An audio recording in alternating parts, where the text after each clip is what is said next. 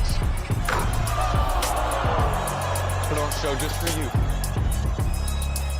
I really don't like that motherfucker.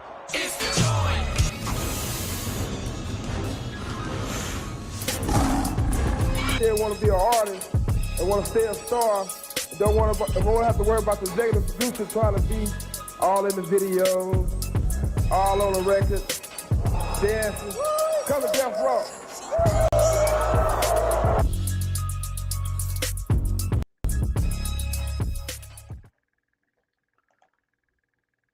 What's going on, everybody? This is Lynn O, and tonight, after game one of the NBA Finals, we'll be doing a debate on who would win in a 1v1 with the not just Venom versus Spawn, but we're going to be comparing the verses of King Venom and God Spawn, or Vengeance Spawn, it might be what it's called. We're basically God Spawn. So I'm gonna let you guys know right now, this is a really close one, and it might be based off of certain scenarios that these particular people are ran into. But I'm rolling with Venom. But let's just get acquainted with our characters. We'll start off by talking about the bull Venom.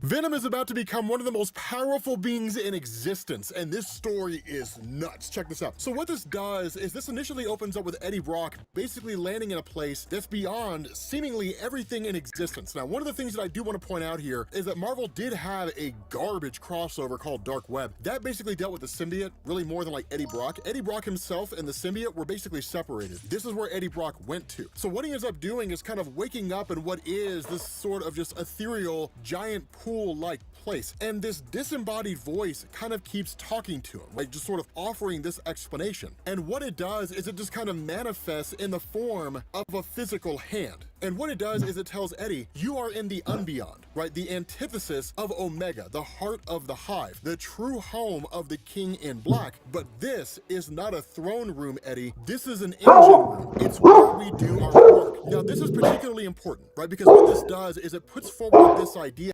All right, so just to give some context to this,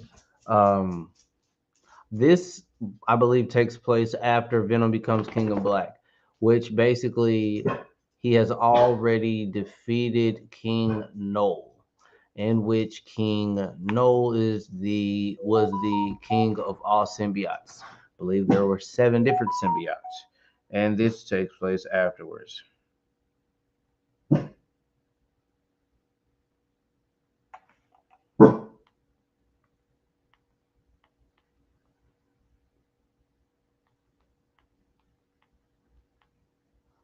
I could have sworn. What are you talking about, bundle? The link is in my damn Discord, buddy. We never saw a link. We didn't recheck. Because the link is right here. All right, anyways. All right, so yeah. For Venom to defeat King Null, he took Mjolnir from Thor, and he took the Silver Surfer's board, fused those together, and made a super battle axe. But here we are. Yeah, that there doesn't seem to be that much differentiation between the King in Black and the White Phoenix of the Crown, the White Hot Room. The reason why I say that is because, like always, Morrison's X-Men run and New X-Men, all we really had was just the Phoenix Force, and it was just really, really powerful. But what he did is he introduced in a story called Here Comes Tomorrow, the White Hot Room, right? The White Phoenix of the Crown. Now, technically, the White Hot Room goes all the way back to Chris Claremont's run, but the idea is that the Phoenix exists beyond all space and time, in this place where it quote-unquote works from. And that seems to be a lot of the similarity that goes on here. Literally, the hand says, so tell me the work that needs doing, tell me what road led you here, ask me your question. And the first thing Eddie Brock does is he asks about Dylan, right? He asks about his son, who's the current host of the Venom symbiote. And of course, he gets this small little glimpse where he basically sees his son Dylan just beating the crap out of the Gold Goblin, right? Norman Osborn, which is kind of cool, but it's just a momentary glimpse, and that's all you really get. And so it tells Eddie, you have 4 more questions to ask. Ask me your questions. And Eddie asks about Meridius, right? He's why I'm here. What do I need to stop him? Now, for those of you guys who were catching up with the Venom stories, one of the things we learned is that after Eddie Brock became the King in Black and seemingly quote-unquote died, that what he did is he woke up in this place that was completely and totally housed all the symbiotes in existence, that had just kind of been turned into this kind of futuristic, or I guess almost afterlife type landscape. The whole place was ran by Meridius, and there were these differing versions of the Venom symbiote that existed there. What we found out in that story, or at least over the course of that run, is that Meridius is almost Eddie's final form, and the other versions of the Venom symbiote are all the different stages that Eddie Brock will go through along the road to being the King in Black. So for example, the all-red symbiote called Bedlam, that's the form that Eddie Brock takes when his anger gets the better of him, right? So on and so forth. But one of the things he had learned in his time in both fighting and learning about Meridius is there was another symbiote beyond Meridius himself. That if Meridius is a 6th form, there was a 7th form symbiote out there. This is what he was talking about. This is what he was speculating about. And so what the hand says is it says, don't waste this. You've known that answer all along. And the response of Eddie is, I need my other, right? I need both my son and I need Venom. And the response of the hand is, of course you do. The question is, how far will you go to reach them? And that's when Eddie kind of gives the response you would expect from a father. I would go to the ends of the earth. I would do whatever it is that I have to do. And so that's when the hand asks him, why do you remember the garden so vividly, Eddie, right? That was the place where all the different symbiotes and Meridius were at. And the response of Eddie is, it was the... I feel like at this point of this Venom story, it's like that moment in the Matrix when Neo was in that all-white room and the guy who ran the Matrix was sitting down with him like, this is super Venom.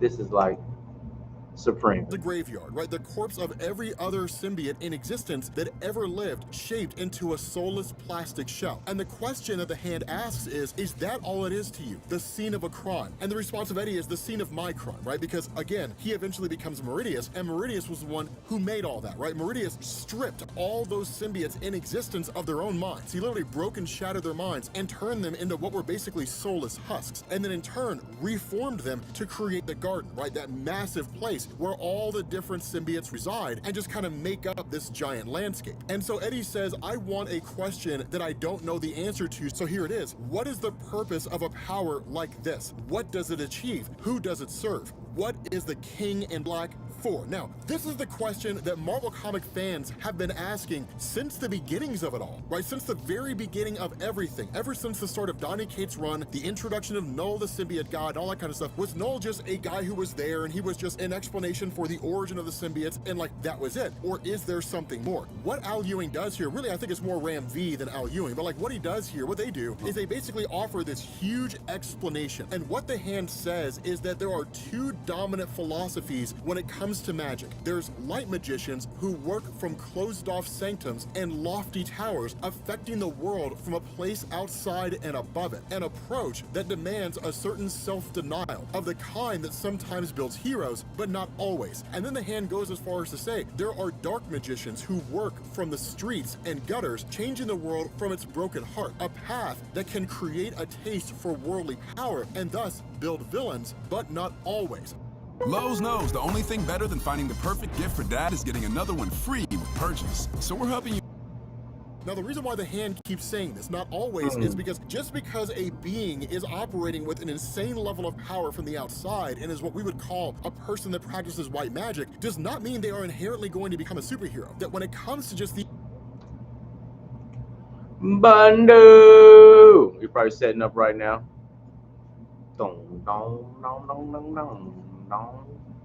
insane levels of power, there isn't really a good guy or a bad guy. There are people who achieve insane levels of power from virtue of being what we would call good magic, and they become villains. And there are people who have black magic and they become heroes, right? There's no absolute truth here. And it even says that there is no inherent moral superiority in either approach. He says because both are reflections of entities far above and far below, far beyond. You have come via limbo, the earth plane's dark opposite, to the black engine where the work is done. But there is another engine tended to by other cosmic entities operating on cosmic scales from their cosmic sanctum, believing they can control everything from outside everything. These we call the Ivory Kings, the Lords of Wild Space, the Beyonders. This is huge, dude. Okay, here's the thing. So what this does is it basically says that the King in Black is the opposite of the Beyonders, and this is enormous. It's nuts, right? So here's the reason why this is so. Here's the reason why this is. Yo.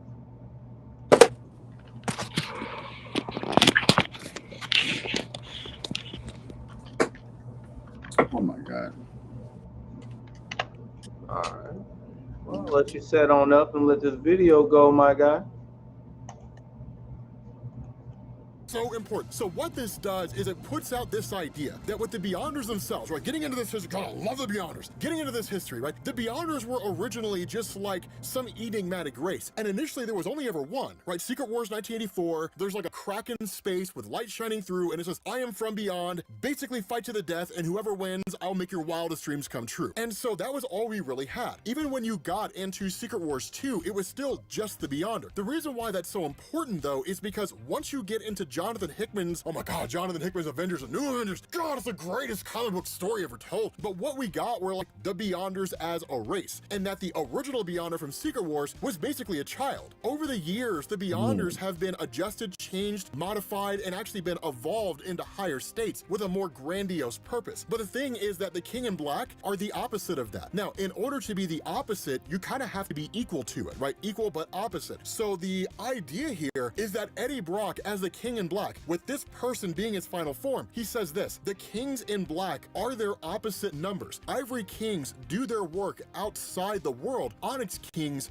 work from within it, and thus you are bound by the world, working not through the clean, precise energies of concordance, but through organic matter, wet, messy goo, working with the universe in symbiosis. But the work is the same. You have to maintain, Eddie Brock, you, nobody else. Keep the train on the rails, keep the plane in the air, keep the whole show running, or give up and embrace the eternal end. And the statement Eddie Brock makes is null. And the response of the hand is yes, exactly like null. And the response of Eddie is to deny it, right? To say like, this is not right, this is not fair, this is not what I asked for. And the response of the hand is null said the same thing. And the response of Eddie is it's insane. It should be somebody who can handle it. I'm not the right guy. The hand says null said the same. And the response of Eddie is you don't understand. I don't want this job, this work. The cosmos should have given it to somebody who did want it, who could do it. Why me? Why does it have to be me? Null said the same thing. So here's the cool thing behind all this, and this is why this is so awesome, because when Donny Cates originally introduced Null the symbiote god in Marvel Comics, he just appeared like a straight up villain, right? That somewhere along the line, the Celestials had basically started crafting everything in existence, the planets, stars, solar systems, galaxies, the whole nine yards, and had quote unquote encroached on the territory of Null, who was a god of the abyss, right? Nothingness, the absence of existence. And a war broke out between Null and the Celestials, if you want to call it a war. Null, of course, overcame one of the Celestials, which is where the Celestial head of Nowhere comes from. He chopped that Celestial's head off using his own sword, and then, of course, the Celestials sealed Null away. But what this does is it turns the entire thing on its head. That what seems to happen here is that every universe has its own King in Black, and much like Galactus and Franklin Richards merging together at the end of all things and being reborn as a new cosmic entity in whatever universe comes next, that the current King in Black will be reborn into the next universe, either in his current form as just a kind of continuation, or as potentially somebody new. And that Null the symbiote god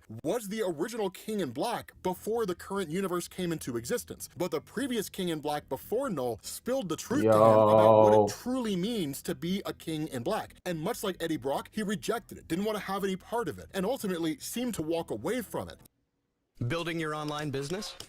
All right, so Go to I have a question, Bundle. Can you hear me? Make sure your mic's on.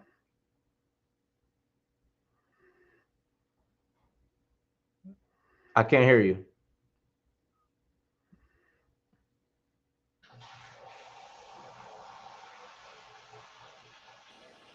Yeah, yes. All right, there we Yeah, go. you gotta be like so intricate to hit this shit, otherwise a whole bunch of bullshit will happen. All right, so considering that the fear of the symbiotes have of sound and fire coming from Null creating his weapon, would it be easy to say that the symbiote itself is not actually weak to fire or that sound, and that it's more psychological? No. No would probably be the only Clintar that isn't susceptible to fire. But okay, so there was a comic, it was a video that I watched that derived from a comic that stated that mere fear itself that it has comes from Null forging its weapon that caused, I guess, like the destruction that he used with that weapon. It more so brings fear than actually does damage. The fire and that sound. I'm not sure what you're saying. Fire. Okay, hold on, I'll make it make sense. I'll make it make Did you get that? I didn't get that either.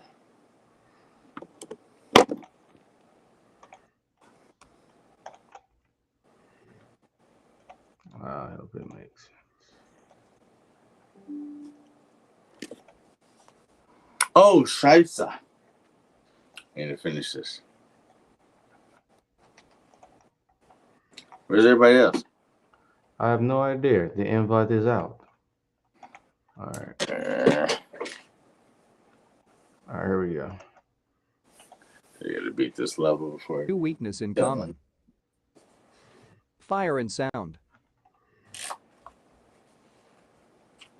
Who's the page by? This guy named Cool Clips. Who? This guy named Cool Clips. How fire and sound become their weakness. In this video we are going to discuss about the symbiote weakness. Before we talk about weakness of symbiote, we need to know about the origin. So how the symbiotes are created, where the first AI symbiote voices created. are the death of To know YouTube. that we need to understand the Null character. Null is a god of symbiote, that means he created the symbiotes. When the Null live in darkness, some celestials showed light, so he gets irritated. To kill the celestial he created a sword from his shadow. Necro. After killed that celestial he realized it's the symbiotes. To give more power to the Necro sword he used the sound and fire. So the Venoms mentally believed that sound and fire hurt them. Okay. It's a psychosomatic weakness though, which means that depending on the occasion, the symbiote can overcome the weaknesses. Psychosomatic fear of Null, god of symbiotes, who literally forged the symbiotes out of shadow within the head of the dead celestial that eventually became nowhere. The fear of sound comes from Null's hammer striking his anvil, and the fear of fire from Null's forge. It is not actually something that can kill a symbiote. Anyway, that's all I got for this video. All right, so I hope you. My guy really sold you short on a lot of details there, but okay. So basically, with me building up my case to why Venom would beat Spawn, that my case of Venom beating Spawn is that a lot of people are thinking to themselves that Spawn's fire and hell itself will cause destruction. Oh, now that's okay. Venom. Now, okay. So, I'm okay. We're on. Right now, I'm talking Venom. Right now, we're going to get into Spawn after we break down Venom, but this is my Venom case right now. Well, okay. Well, I'll say this. I'll let the Venom video play because I'm still playing this level, so I'll let it all play out before I start talking and all shit like that. So, yeah, let this one play and the next case play, because I already know my point. So, okay. Well, so for people that's listening right now, so what the Discord, video, hop in. Sorry. All right. So with this video, what I'm showing is at this point, it's the actual fear of Null and his weapons and him. It's the fear of these symbiotes of Null is the reason why fire and sound is the weakness. And I'm not using regular Venom. I'm using like cosmic entity Venom in this particular battle to go against Armageddon Spawn. So basically, what I'm saying is Venom is not weak to fire at this This stage. version of Venom is not weak to fire, but he's not weak to That sound either. handmade ethereal fire. Now, it ain't got nothing to do with necroclasm fire. Which Got nothing to is do with hellfire. Hellfire. Well, Hellfire is considered different. It's always considered different. Even within Marvel, the flames natural within our 616 ethereal realm is different from the flames that Mephisto can bring. It's different than the flames that Strange can bring from the flames of the Fall Team. Is different than what the flames that Dormammu can bring from the Dark Dimension. Is different than the flames that the Phoenix can bring from being a cosmic entity. Is different from the flames that... Oh, I almost said the last person. Give me, hold on. Give me fire, give me fire, give me fire, give me fire, give me fire, give me fire, give me fire, give me fire, give me fire, give me fire. Flames that spawn. Spawn can go ahead and produce. No, he's not within the Marvel. Every image variant, not very Valiant, Dark Horse, DC, whatever. Everyone has their own origin, fermentation, or variant of fire. But those fire variants I just gave you. But as far as the verses goes, if you have a fire from another realm outside of the realm that Noah is used to, which I don't think Noah would be adverse to because he's able to combat people on the celestial and cosmic level, aka celestials, gods within Marvel. So it wouldn't make sense that he would be able to combat fire from the underworld of Marvel. I'm not going to say that he could combat, the one below all, but I kind of think the flames of Maldosia and what the Dark Horse comic realm and what Spawn has flamed, I think that Noah would be able to. I think that he would be able to withstand the necroclasm realm. Because it's a sub. He's at this stage of Venom. He's I don't all think symbiote. Flame that Spawn puts forward in his natural, it's almost like Alien. You cut me, I bleed. Okay, you cut Spawn. Okay, green necroclasm, even some bit of a flame that can cause a biohazard reaction to you. It's not enough to thwart. No, if he can go ahead and fight through the celestial space-time magic flame, cold, whatever they can produce, the darkness of space and everything, and all the hardship that brings, he literally controlled the celestial with the powers of his symbiosis and with the Clentars. I don't think the necroclasm flame of Spawn can really hurt him. Now, God Spawn, we're talking different, but at the same time, God, when he gained that power and he took that power from God, he was nigh omnipotent. There was no one to at that point there were no people on the planet. It was literally there was no one. It was just Lucifer, and it was God right there. Yeah, it's like Spawn's known for his machine. And he's still to Earth, isn't he? That's just his ability on Earth. That's his ability, but my point is even if he could conjure up the weapons that we know Spawn to be, powerful for, there was no one to test those against in his realm of power, his realm of, ascending to strength, because he was God. He was the nigh omnipotent being in this comic at that time. Now, when you come to crossover in comics, there is no one to measure that power up against. You know what I'm saying? It's just like, okay, you had all that power too, but it's like, okay, well, Null has X and Y power, and he has power every bit as great as Gore, stronger than Gore. Gore was able to access past, future, and present, and literally kill all pantheons of gods with the exception of young, present, and future Thor. This thing killed all gods with the exception of them three Thors. and Null is stronger than Gore. Gore had to use Null's sword to do that. So Null is on another level of godship, God killing that Spawn and then just Eddie got Brock to. is higher than that. Yeah, I'm Like about to say, God, yeah. like Spawn just got to, and Null's like, hey, nah. I've been murking y'all niggas past, present. Oh, I'm sorry, not bad.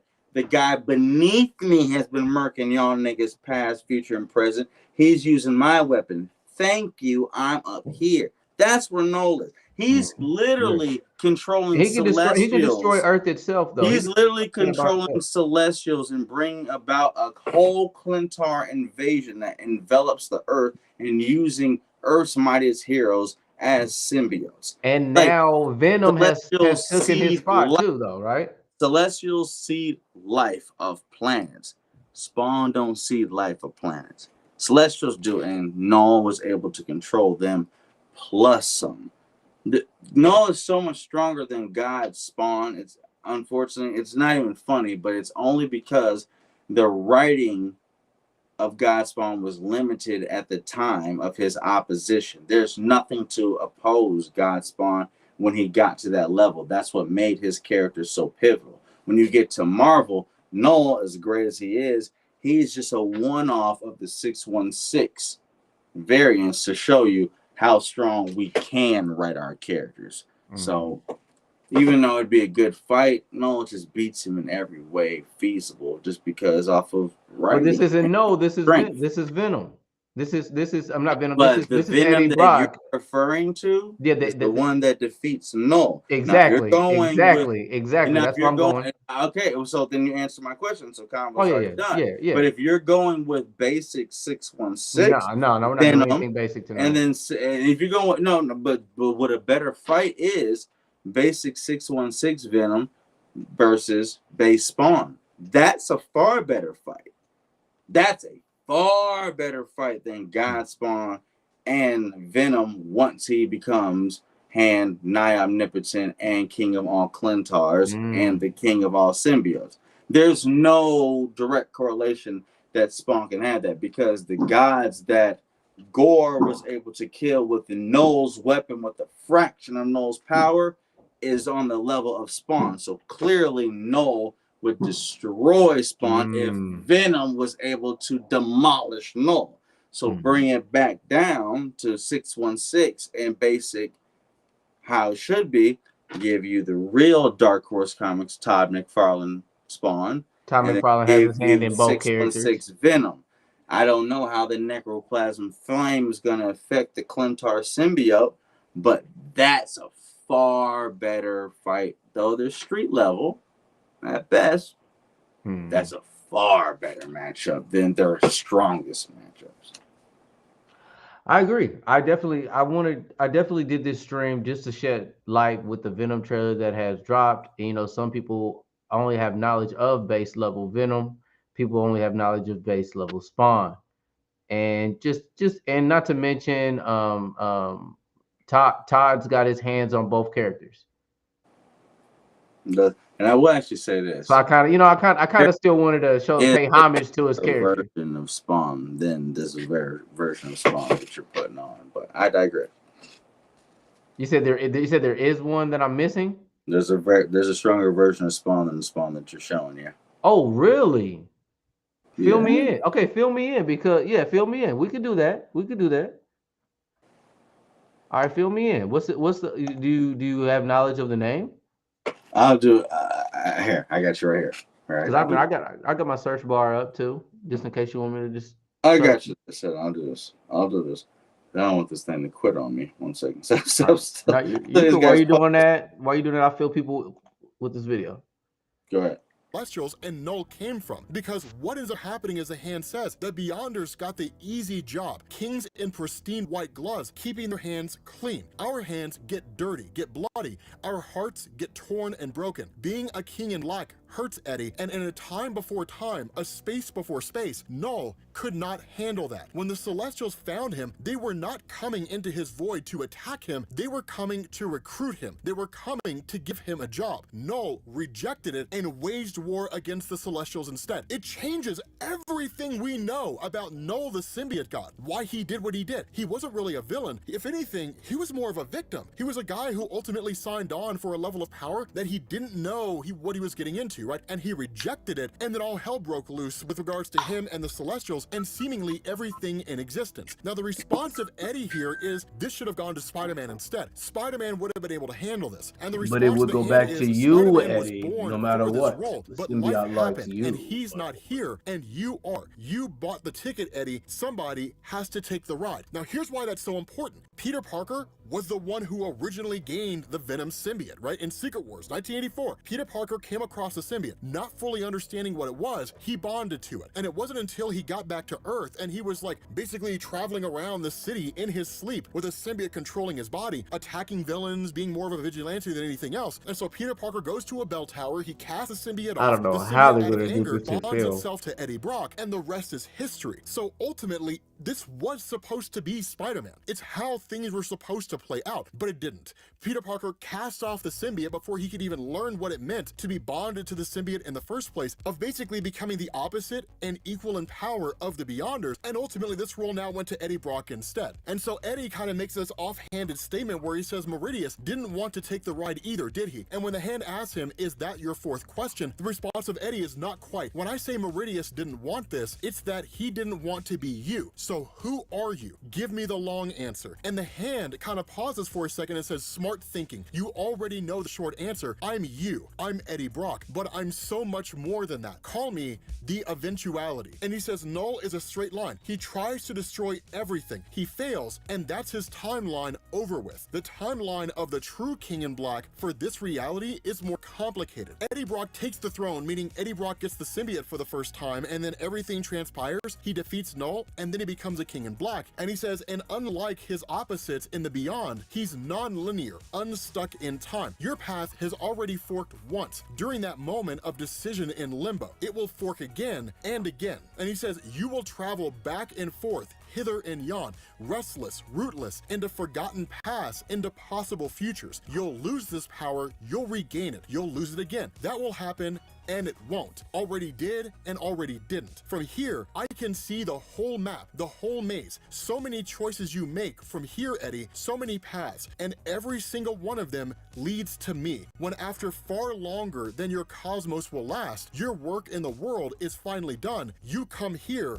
to supervise. So what this basically means here, right? Those of you guys who are familiar with the multiverse, every universe is a possibility based off the main Marvel universe, right? So let's wind the clock back to when Eddie Brock first got the symbiote, right? So the main Marvel universe timeline is Peter Parker casts off the symbiote in Web of Spider-Man number 45, Eddie Brock gets the symbiote instead, right? What the Hand is saying is it's saying no matter what happens, you will always end up here. So say for example, Spider-Man casts off the Venom symbiote, and it just happened to be that like Iron Man was there. The symbiote would bond itself to Iron Man, and then things would transpire. Maybe the symbiote leaves Iron Man and it bonds itself to Captain America. Things would transpire, and then it would ultimately bond to Eddie Brock. This was always going to happen. No matter how things transpire for Eddie, he will always end up there. And that's why it says that your timeline has forked and will continue to fork. There are an infinite number of possibilities for you, Eddie Brock. You could have died to Null, but somehow you would have returned, and somehow you would have become the King in Black. No matter what happens, you always end up here.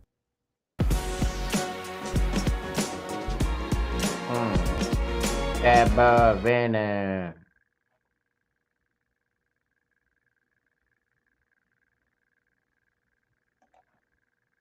When Eddie asks, what do you mean by supervise? The response of the Hand is a little prodding here and there, like I'm doing now, keeping a whole Venomverse of Kings in Black on the rails, so we don't get another Null. Or maybe we do. When this cosmos ends and the new one begins, I will be there, renewed by the cosmic void, awaiting to greet a new King in Black. Maybe I'll be the next King in Black, the bad guy, the fire that tempers my replacement. Or maybe I'll just be a guy on Earth and I'll buy a Maserati. Either way, I plan to enjoy my retirement. And so when Eddie says, meanwhile, I'm the Omega sat Spawn. stuck on your factory floor, the response of the hand is, we're all stuck, Eddie. All the iterations of me, everybody's stuck in their lives. That's what broke Meridius, what caused all of this. And the response of Eddie is, what causes you, right? This is what causes you. And so this is one of the biggest moments here, because what Eddie says is, he says, you're what I become, one way or another, or 100 other ways besides. I get that. What I don't get is what I am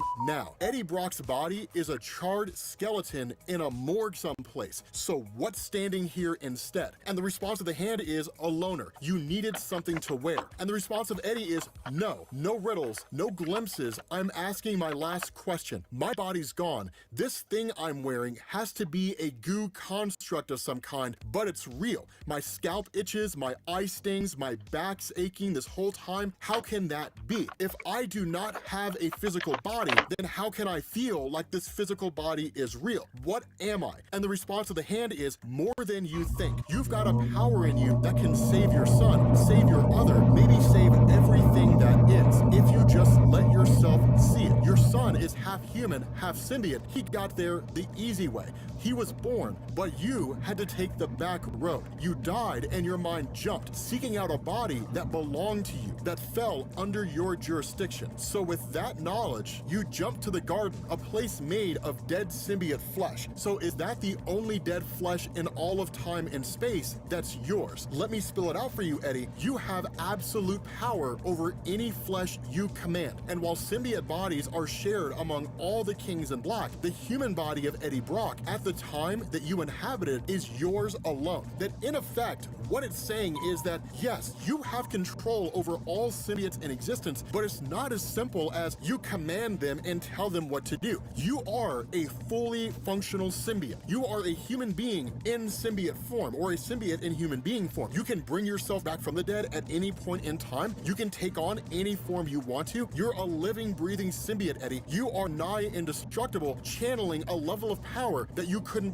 possibly begin to comprehend. While Eddie is the opposite in his role of the Beyonders, he's seemingly equal in power. He can manipulate and control all things in existence. He can literally move anywhere he wants throughout the time stream. Eddie Brock is, by all standards of measurement, godly powerful. Right now, this is particularly important here, because what Eddie Brock does is, in realizing this, takes on his actual full form, which is basically the Venom symbol across his chest, which looks dope. But I'm excited about this because, as you guys know right now, Avengers Beyond is a thing, and Marvel's building up to like this whole new godly pantheon being written by Jonathan Hickman. Eddie Brock seems to basically become a new cosmic entity. But with that being said, guys, we're gonna bring this to an end. Thank you all for watching, and I will catch you all later.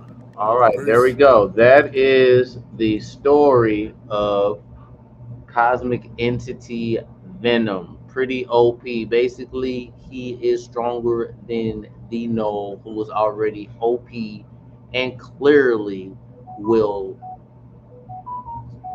like crush Spawn.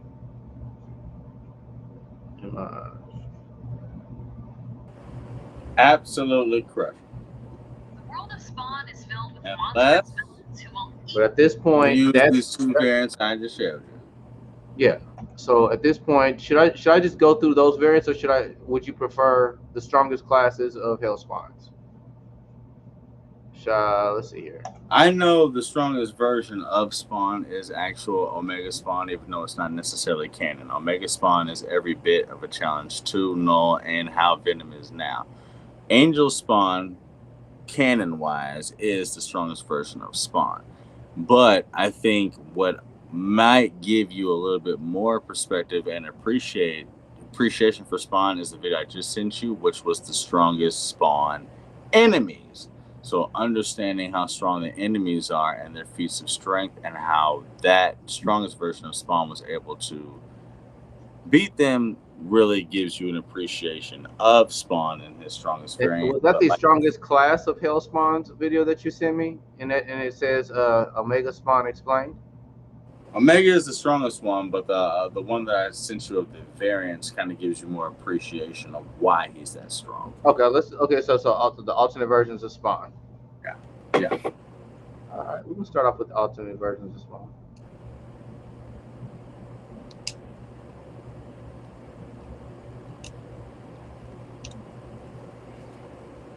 Use the bathroom real quick. I'll be right back.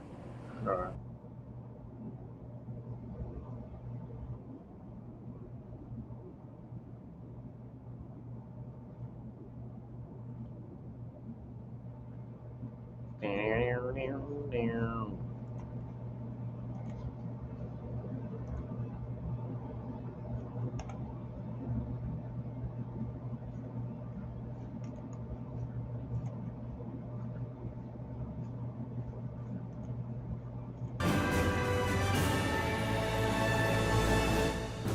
What's up, my comic comrades? Out of all the creator-owned characters, there's been one that's been more popular than the rest, and that would be Spawn. In my opinion, he was one of the coolest fictional characters to come out of the 90s. Period. And with the success of Spawn over the years, we have seen the creation and appearance of several alternate versions of the character. So today we're going to spotlight many of them, especially our favorites. In fact, there are a few that might be some of the coolest alternate versions of any character in comics, but let's dive in and find out.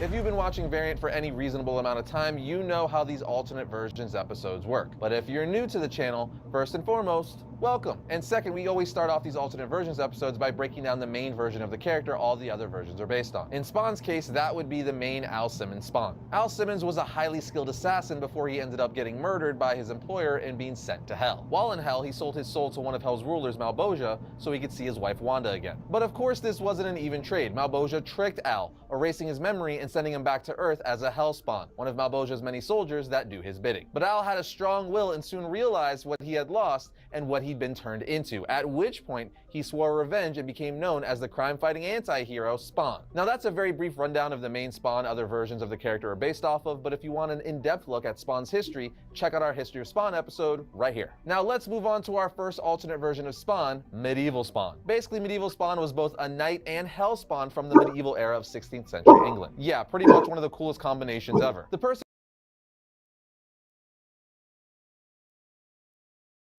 during the Civil War. Knightly duty after him and a few others mistakenly killed the Archbishop. And things only got worse for Sir John as he was later killed on the battlefield in Ireland by the king's bodyguards while he was trying to advance toward King Henry wanting to ask for forgiveness. In death, his soul was sent to hell for enjoying the killings he committed. And once in hell, like others before him, he made a deal with Malboja, at which point he would be sent back to Earth years in the future as the Medieval Spawn, riding his horse around England doing good and trying to redeem himself for his past. Medieval Spawn is an all-around badass and has been a favorite of mine since I was a kid. Next up, we have Spawn God Slayer from the 8-issue series of the same name. In this reimagining of the character, Spawn God Slayer is set in the world of epic fantasy like The Lord of the Rings and Game of Thrones. The man who would become Spawn God Slayer was a warrior prince named Baron, and in issue 1 he tells his wife how he became Spawn when he was injured at sea, begging to survive and be returned to his wife. He was answered with thoughts and images that he could tell made up an offer to which he agreed. He would serve his Dark Master and hunt down the old gods, and in return he would be returned to his wife. But he explains, and then the cruelest turn of all, at last my master kept his word. I was returned to you at long last, only to destroy you. So much like Al Simmons spawned with Malboja,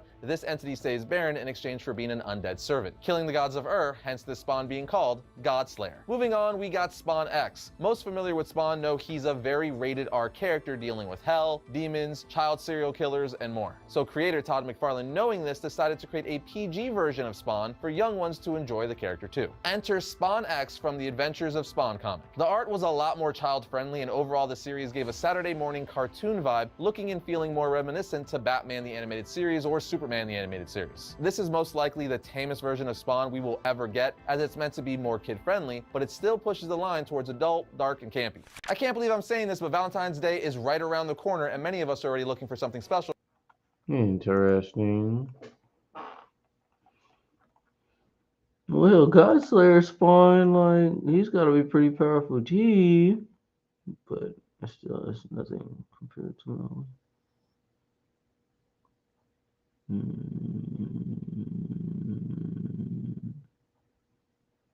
Hurry up. That is the longest commercial ever. Day. Up next, we've got Angel Spawn. When Mother, the creator of the universe, takes God and Satan from heaven and hell and reincarnates them as children on Earth, Al Simmons Spawn needs to go to the Garden of Eden and eat the forbidden fruit to save humanity from Armageddon, since he alone has the potential to rise above God and Satan. However, Spawn ends up allowing Judas, yes, the Judas that portrayed Jesus, to stab him in the chest. Mother takes one of the forbidden fruit and gives it to the slain Spawn, revealing that Spawn passed the test. He needed to die in order to be resurrected in a new form with the shining white wings, instead of his usual cloak, giving us Angel Spawn. This new form of Spawn was given all the powers of Mother, being more powerful than both God and Satan. So powerful, in fact, instead of defeating God and Satan to stop Armageddon, he just let them destroy Earth and trap them on the barren world to battle for eternity, while he left and used his godly power to recreate Earth and restore humanity there. Yeah, this version of Spawn is ridiculously powerful. Keeping the Spawn train moving, we have Omega Spawn, one of the evilest looking Spawns ever created, and definitely one of the most powerful. The character originated in Image United issue 1, with the Spawn of this comic actually being a man named Jim Downing, while the usual Al Simmons becomes the Omega Spawn. In issue 2, Omega Spawn explains to Downing that he plans to rule this world as he now rules hell, and wants to end the tug of war over the people of the world between heaven and hell. Satan gave this version of Spawn control over all of hell, making him more powerful than Satan or God, and he plans to combine the forces of Earth and Hell to march them towards heaven and destroy it. It's pretty freaking nuts. The comic never made it past issue 3, however, so all this ended up not being canon, but it's an alternate version of Spawn nonetheless. Next up, we have Jessica Priest She-Spawn. Jessica was originally one of the world's most deadly assassins, actually being responsible for killing Al Simmons under the command. Okay, that's the Spawn we want to compare. So okay, that Omega level Spawn right there, that's why I told you that. Now that can be in comparison because of what you saw, the night omnipotency and the feats of strength that an angel God Spawn can do, and Omega is stronger. Well, okay, and what's the different what's the how much, why would this one be better than Godslayer Spawn? Can do it because he has far more. He's infused with far more power than what the angel Spawn that you're referring to has. Okay, because I'm aware of Armageddon or Angel Spawn. I think they're both the same but have different nicknames. Omega Spawn has the powers of Angel Spawn, regular Spawn, Malbosia, and Satan himself. He's everything. Everything that the Spawn world has to offer as far as terms of power. That's basically if you just said, all right, we're giving Nathan Summers, the X-Men, the power of all cosmic beings, celestials, the one above all, below all, crowns, living tribunal, blah, blah, blah. They just don't have the same amount of characters in the Dark Horse comic Spawn mythos to go ahead and combine everybody into amalgamation of craziness like Marvel can, but that's essentially what they just did when they made him. Okay. Power, when it comes to powers and ability, it sounds like time and experience gives, I mean, much like any other versus battle. The only thing that I still give above Null is because, like I said before, Gore uses Null's power and his sword to defeat all gods, past, present, and future, with the exception of 3 Thors. Is that weapon that Eddie Brock forged with Mjolnir and that board, is that powerful than the Necro Sword? It's more powerful. Yeah, that's what I was thinking. An Necro Sword. But I'm saying, but that sword was built off the feat of strength and a portion of power of Null, and Gore was able to do that. And it wasn't even Null doing it. And it was a portion of his power to do it. And so now Null has that back. And it's just like, yeah, it's like, yeah, God, this is this. But it's like that same God that we're giving props to. And Angel Spawn, that Spawn absorbed, that same God was murked by Gore using a weapon of Null. He's clearly beneath Null, and the Null that we're talking about is beneath the guy Venom we're talking about. Yeah, exactly. You know what I'm saying? It's like, you know how much levels of power this is. So just like as great a feat of strength of Spawn is, Marvel has just written this to be far greater, man. It's just what it is. Spawn is amazing in what he can do, and because we give props to the Judo Christianity, outlook of what we know our God to believe in to do, we think that, because that's a part of it, that's it. It's just like, yeah, I got you. But Gore, the God Butcher, killed that very God you're giving oomph to, past, present, and future, while using a weapon of Null that is a fraction of the power that There Venom we go. has. I don't know, something happened with my internet connection, but I'm back now. So Venom is McFarlane's original character in comparison to Spawn. Yeah. So, but I can see why you would think that this is part, because we're giving the one above all the same power, and not the same power. We're giving the God of Spawn the same reverence and power level and feats of strength that we're giving to Crowns, Presence, and the one above all. And that's just not how the God and Spawn is written. But we're giving it that likability because we respect, revere, and understand its representation of being the nigh omnipotent Judo Christianity God. So obviously can nothing be bigger than you. But when you get to Marvel and DC, with respect, they have written gods, celestial and cosmic entities stronger than that God of worthy of that praise. So when God of Spawn absorbs that God, as great as that is within your comic mythos, when you get up here to Image, Variant, Marvel, DC, you just scratching the surface, my guy. Yeah. So, guys, the answer is Venom. The answer is Venom. Rightfully so. Exactly.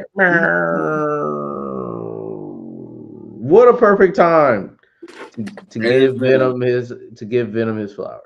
Outside looking in, you would give it to Spawn Special with the amazing artwork of Greg Capullo. Man, Todd McFarlane, I thank you for finding him as illustrator. Everything for him. So you would think that, but nah. Feats of strength, giving, longevity, and the storytelling of Marvel, and what the Celestials are able to do, and how they're able to push the envelope. They have pushed the envelope far greater than what the Judo Christian representation of God can push in Spawn. So because of that, Venom wins.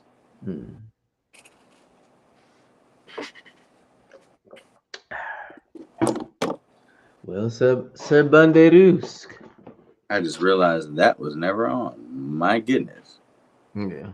Them chapstick on. My bad. I was sitting there playing the game. I never looked down.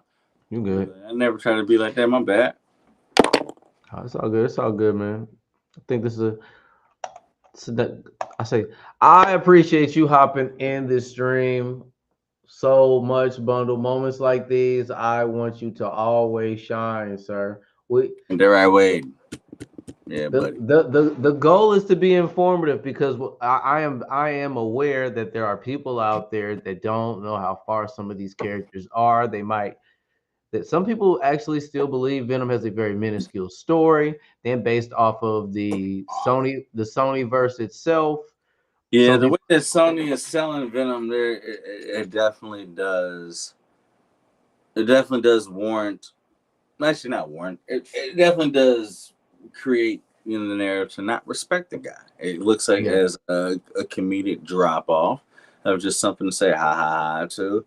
And then MCU didn't do anything with him after the whole bar scene. I know the guy, the African dude, I can't say his name, but he played by Mordo and MCU. So I know that's got a lot of people thinking like, oh my God, he's sorcerer, blah, blah. And you got to understand the Sony's Marvel Cinematic Universe is not crossover with the MCU outside of that Venom and Spider-Man joint. Sony has been, I'm not going to say very verbal, but it's been shown that, hey, we understand how. I'm about to close in on your picture so I can use it to edit. Just let you know. Like they've Sony's understood. Like, we've tried to do this, we got some sort of, popularity towards it, and we've seen what the MCU can do. Now we want to bring Tom Holland back because we understand how you guys revere him. We're trying to build our own Spider-Man universe here outside of the animated universe that they've already done, which is amazing, by the way.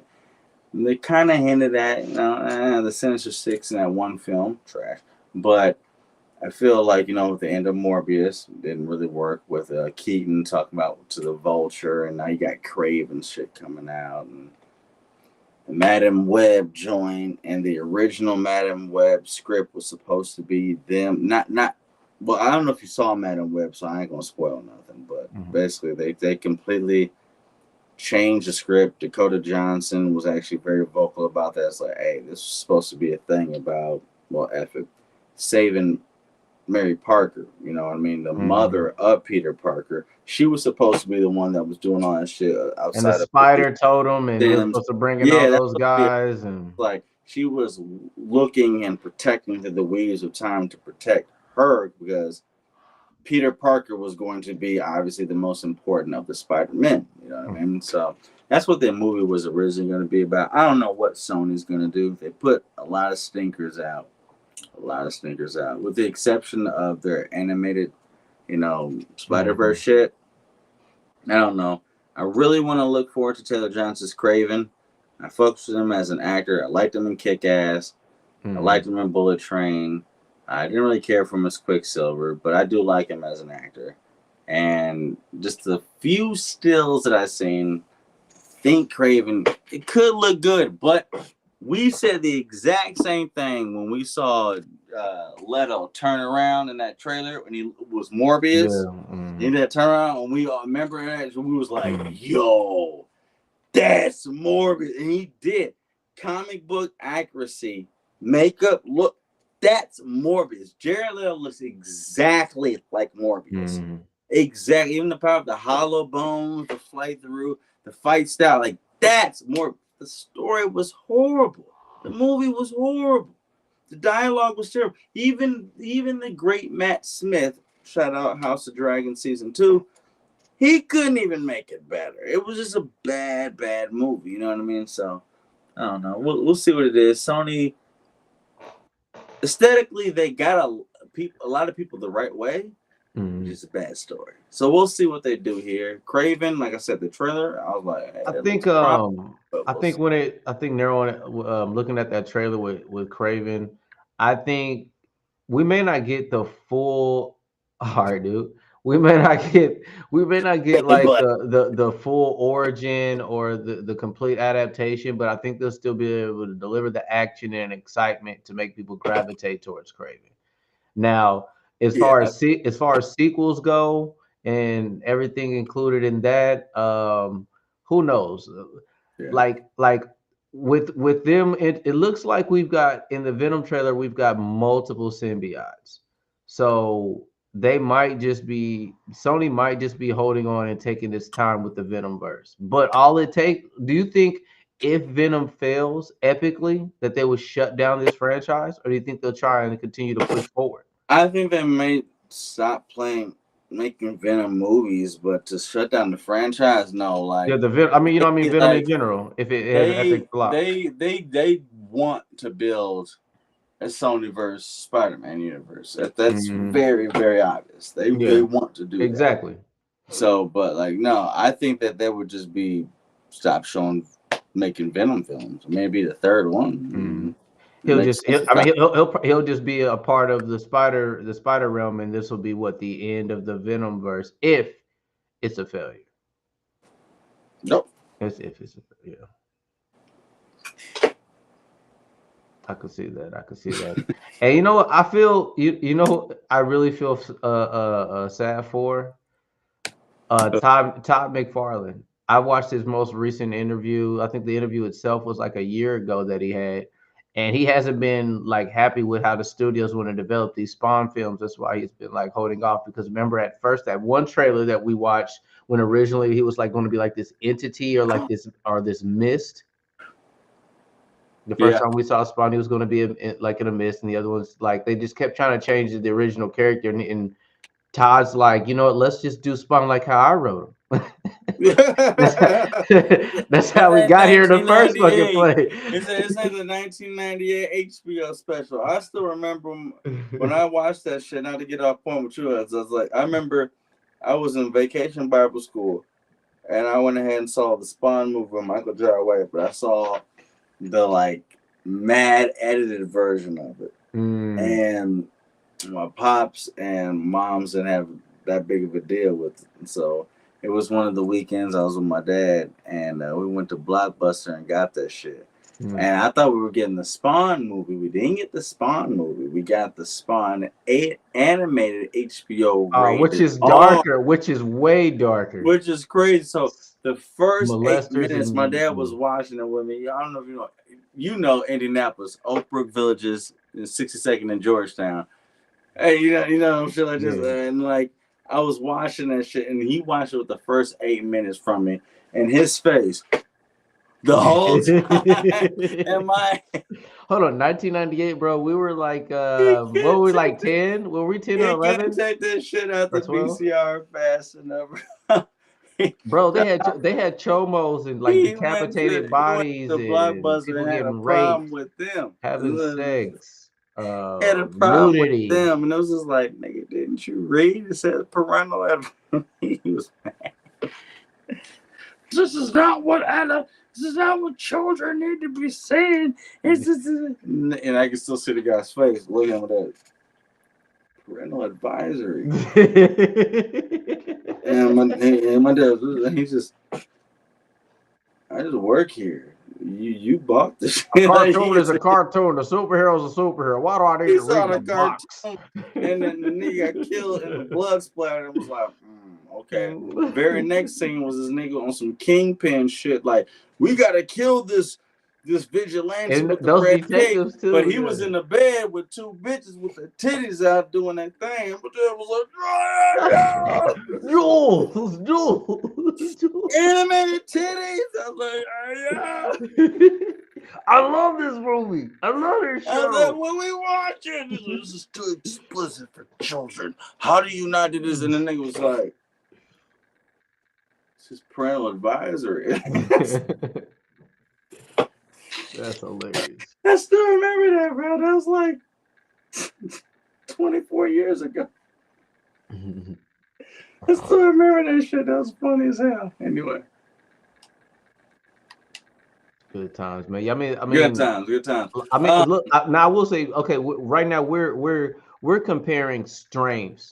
If they actually were to go against each other, who would be, who would you like? But both of these characters are probably one of the most, I guess, most fascinating dark characters or IPs that's probably been out, like of all time. And unless you got some comparisons that have as much history as these two, or have been this as impactful in the comic book realm. Yeah. You was right. No arguments from Wow. Yeah. And who knows? One day we might be able to see. Maybe one day they could cross paths. One day in a comic book series. Be cool, but if they did, one side is it's gonna be. You think it'll be better for Venom do you think it'll be better for Venom to hop in Spawns rather than Spawn hopping into the Marvel universe? Yeah, because Spawn's got a lot of comp within the Marvel. Venom doesn't have any within Spawns, honestly. Yeah. I mean, there's people that can give certain polish, Creech, Max, whatever, but no.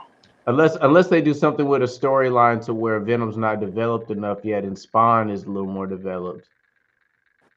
But you would understand that you're doing one character and one fan service base disservice. But I agree. I understand what you're saying, but let's not act like that. That's happened before. That's like sitting there saying Gen V of the boys rivals the strength of Viltrumites, you gonna have a lot of English boys talking about your ass. And y'all got us fucked up. You think Homelander can beat Omni-Man? You know, that's the equivalent right there. I got you. That's that equivalent. But shit. You still on here much longer? Because I don't know. I need to finish this joint. Because No, I'm about to end it, man. I done yawned like 8 times. I feel you. I will say this to you real quick. Multiverse. They did fix the shit by yourself though, and with the team, and obviously going into experience, into insane and all that stuff. Mm-hmm. Look at the Joker's Ruse event. It ends on the 8th. You have an X amount of time when you click on Joker's Ruse. Excuse me, I got the hiccups right now. I'm trying to talk through it. Look at it, and you look at all the things you can gain through Joker's Ruse. It's like a whole comic strip. It's 4 things long, and the last thing you get all this different armor outfit. You want to do that real quick? Well, I gotta finish this though. I'm in this mission. How much time do you have? But I can know. I got 30 minutes, but I do have someone kind of hitting me up. If they bullshit, then they F that. Ain't no they here. If she bullshit, then yes. But is it one of them situations to where you can still be on the headset and everything, and if she comes, you just hop off? But I will say this though, honestly, if you turn your multiverse right now and you go to Joker's Roots, it's going to tell you 8, 9, whatever hours left to get this, and then you got one more day after that. So if you go to your not mission, but events, missions, or whatever like that, anything that has like Joker going, that motion going over it, it's like looks like Joker. If you complete it, it gives you everything towards Joker's Ruse. Okay, I don't even have Joker itself though. A whole bunch of XP, it's fire currency, XP, and Wonder Woman, Batman, Superman, and Black Adam new outfits. Yeah, I need those. It's like hardcore shit. I need those. Hardcore shit. And the thing is, yes, you have to beat it easy experience, but and you know whatever after that. But you go to the missions, parameters, and challenges, and anything that has them doing this, like it'll say like this. It'll say use Bruiser 4 times. Get a Bruiser and get 4 down knockdowns. Get an assassin, get 4 up knockouts. You know what I mean? Yeah. It'll do that. So look for that. Look for mission and look for that. Yeah. Okay, sounds good. Let me set up my outro. And so if you want to set up the Twitch joint in this, yeah, that's fine. I'll hop in that right away. I'm just gonna beat this level. I'm about to say I'm about to end this stream, and then I'm going to hop on the game. You got your party open right now? I'm already on it. I'll open it right now. Pause. Okay, I got you. All right. If I was about to say, anybody that's watching this, could you hit that like button for me, please? And then I'll download this and edit this up tomorrow.